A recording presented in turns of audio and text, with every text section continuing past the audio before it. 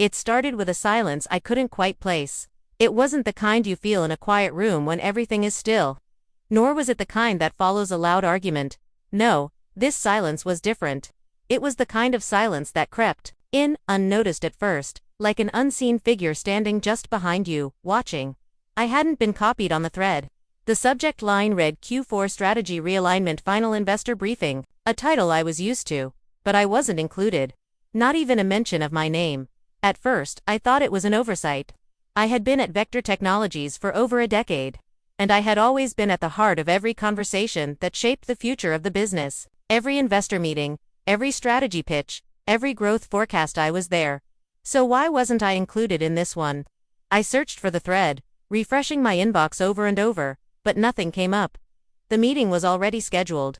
Number, explanation, no heads up, nothing. I didn't panic, not at first. I told myself it was nothing, just a mistake. But when I checked the calendar, it hit me. The meeting was marked private. That was strange. No one had ever done that before, especially not with something this important. I wasn't just part of the team. I was part of the foundation of this company. How could I be excluded? I didn't know yet, but I could feel it. Something was wrong. Then, my phone buzzed. It was Kira, one of the junior analysts I had mentored years ago, now a rising star in the company. There in the meeting, she wrote, "Your name didn't come up. I thought you were on this call." I stared at the message, the words dancing on the screen. My palms went cold. Leah, from Investor Relations, had always kept me in the loop. I couldn't remember the last time she hadn't. The final investor briefing hour, most crucial meeting in months, and my name wasn't even mentioned. I tried to breathe, to tell myself this was just another business glitch, but I couldn't shake the feeling that something had shifted. It wasn't just the meeting, it was what it represented, the beginning of the end. By 3 o'clock that afternoon. I knew it wasn't until 4:30 p.m., when I was called into Brad's office, that I understood the full extent of it. Brad, my former protege, my second in command, the man I had personally mentored, wasn't even looking at me as I walked in. He sat behind his desk, flipping through some papers, like he was preparing for a routine conversation. "Sit down, Marissa," he said, without even looking up. There was no warmth in his tone, no recognition of what had been built between us over the years. This was business, and in business, there was no room for sentiment. I sat down. I didn't say anything, because I already knew. My gut was tight, a knot that I hadn't felt in years.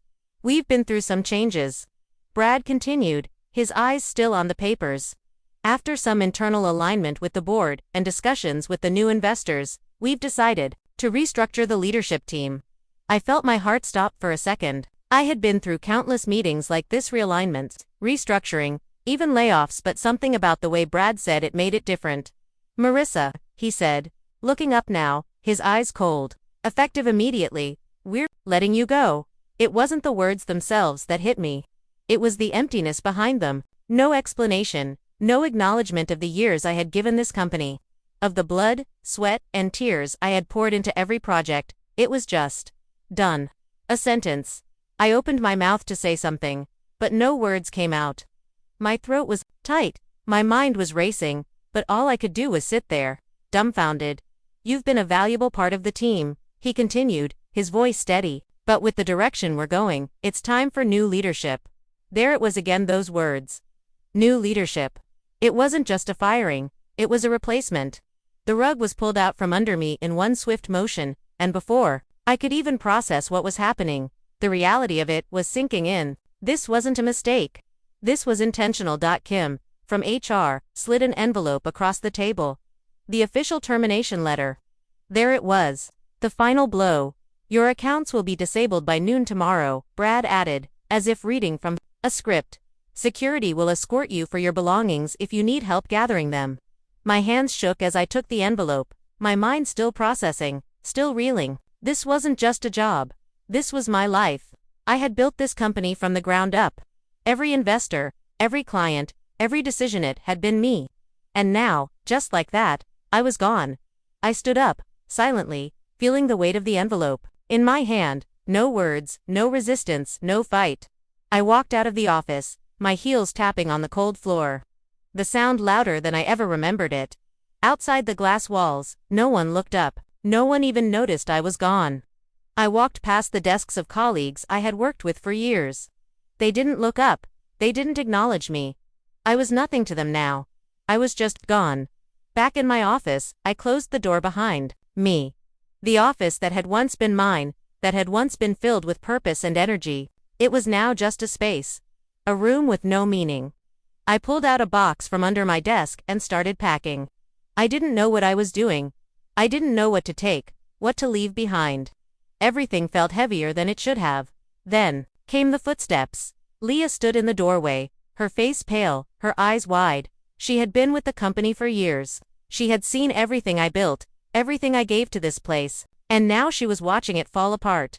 They really did it, she whispered, as if she couldn't believe it.